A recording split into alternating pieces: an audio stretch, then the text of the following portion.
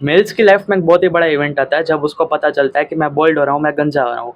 फिर वो क्या करता है, फिर वो इस बात को इग्नोर कर देता है और अपने आप को मनाने की कोशिश करता है कि नहीं, मैं गंजा नहीं हो रहा, अभी भी मेरे हेयर्स बहुत ही ज़्यादा हेल्दी है। इस बात को फिर वो भूल जाता है।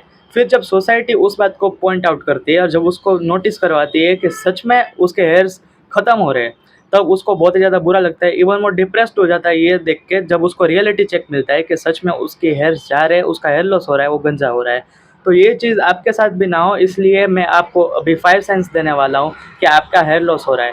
और इसमें से अगर कोई भी 3 भी अगर आपके साथ मैच हो गए तो फिर तुरंत ही डॉक्टर के पास भाग जाओ, क्योंकि आप जल्दी ही गंजे होने वाले हो। हेयरलाइन वाले टर्म है, ये मैं इतने डिटेल में एक्सप्लेन इसलिए कर रहा हूँ क्योंकि मैं देखता हूँ कि सोशल मीडिया में बहुत ही सारी मिथ्स है इस हेयरलाइन को लेके। कुछ लोग बोलते हैं कि बचपन से अगर आपकी हेयरलाइन इत्तू से भी अगर पीछे चली गई तो बहुत ही कुछ हो गया, तो आपके हेयर्स एकदम से चले जाएंगे, सब खत्म हो जाएगा। लेकिन ऐसा नहीं होता है। मेंस की हेयरलाइन थोड़ा-थोड़ा करके मैच्योर होती ही रहती है, ये नॉर्मल चीज़ है। इसलिए आपको इस बात को सीरियसली नहीं लेना है। मैंने ये इसलिए इतना डिटेल में बताया ताकि आप धोखा ना खा जाओ।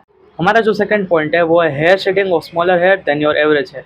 सबसे पहले तो आपको ये जानना पड़ेगा कि हेयर शेडिंग क्या होती है। तो आपका जो डे टू डे आपके हेयर्स गिरते हैं 50, 100, 150 या 200, उसे हेयर शेडिंग बोलते हैं।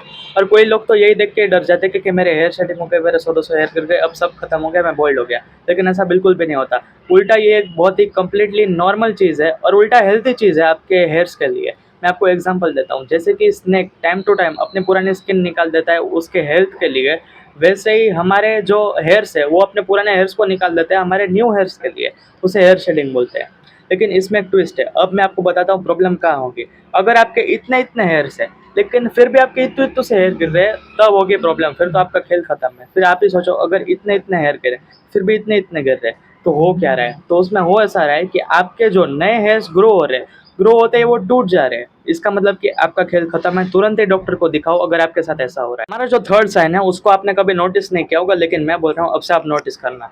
तो जब भी आप सो के उठते हो, नो मैटर आप रात को सो के उठते हो, दोपहर को सो के उठते हो, आप कभी भी उठो, तो आप नोटिस करना आपके पिलो के आसपास आप देखना या पिलो पे देखना, आपको अगर बहुत सारे हेयर उसमें गिरे हुए दिख रहे हैं तो आपका खेल खत्म है। देखो, जब आप सो के उठते हो और पिलो के आसपास जब थोड़े-थोड़े हेयर्स होते हैं, वो बिल्कुल ही नॉर्मल चीज़ है, क्योंकि आपका जो हेयर है वो पिलो के साथ फ्रिक्शन करता है, तो थोड़े हेयर्स तो गिरते बनते हैं। लेकिन अगर आपके बहुत ही बड़े अमाउंट में अगर हेयर्स गिर रहे हैं, फिर तो आपका खेल खत्म है। आप समझ जाओ कि आपके हेयर्स बहुत ही ज़्यादा वीक हो चुके हैं, थिन हो चुके हैं, जिससे थोड़ा-सा फ्रिक्शन होते ही आपके हेयर टूट के गिर जा रहे हैं। तो एक बहुत ही बड़ा साइन है आपके हेयर लॉस का। आप तुरंत ही डॉक्टर को दिखाओ, क्योंकि ये बहुत ही ज़्यादा डेंजरस होता है। तो अब बढ़ते हैं फोर्थ साइन पे। फोर्थ साइन बहुत ही ज़्यादा सिंपल है, आप ज़रा सा ध्यान देना, आपको एकदम से समझ में आ जाएगा। फोर्थ साइन में ऐसा है कि आपका हेयर ग्रोथ पहले से बहुत ही ज़्यादा स्लो हो चुका है। मान लो आपका हेयर ग्रोथ पहले बहुत ज़्यादा फास्ट था, आपको बस 1-2 महीने लग रहे थे हेयर कटिंग करवाने जाने के लिए, लेकिन अचानक से अभी क्या हो रहा है कि आपका हेयर ग्रोथ इतना स्लो हो गया है कि आपको 3 से 4 महीने लग रहे हैं हेयर कटिंग करवाने जाने के लिए। तो बिल्कुल ही एक बहुत ही बड़ा साइन है, आपका हेयर ग्रोथ बहुत ही ज़्यादा स्लो हो चुका है। इसमें कुछ भी हो सकता है, या तो आपके स्कैल्प पे ब्लड फ्लो बहुत ही कम हो गया है, डीएचटी ने अटैक कर दिया है। ब्लड फ्लो कम होता है तो यही चीज़ होती है, आपका हेयर ग्रोथ बहुत ही ज़्यादा स्लो होता है। तो इसका बस एक ही सॉल्यूशन है कि नहाने के बाद आपको आपकी स्कैल्प की मसाज करनी है कम से कम 8 से 10 मिनट तक।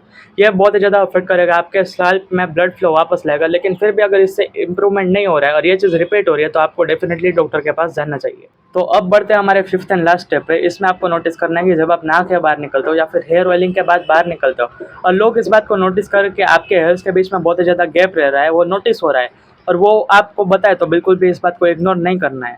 लेकिन अगर ऐसा भी हो सकता है कि वो नोटिस करे पर बताए ना, तो आपको क्या करना है, किसी पर्सन को पकड़ना है और बोलना है कि मेरे हेयर्स के बीच में फ्लैश लाइट मार या फिर फोटो क्लिक कर दे। फिर जब आप वो फोटो को देखोगे तो आपको नोटिस करना है कि जब आपके हेयर्स के बीच में बहुत ही ज़्यादा गैप बचे और रूट्स के बीच में बहुत ही ज़्यादा गैप बचे, तो फिर बिल्कुल भी इस बात को इग्नोर मत करना, डायरेक्ट डॉक्टर के पास चले जाना। ये थे हमारे 5 साइंस कि आपको बोल्डनेस होने वाली है। अगर आपको चाहिए तो आप कमेंट कर दो, मैं इसके सॉल्यूशंस भी ला दूंगा। फिर मिलते हैं अगले वीडियो में, तब तक के लिए बाय।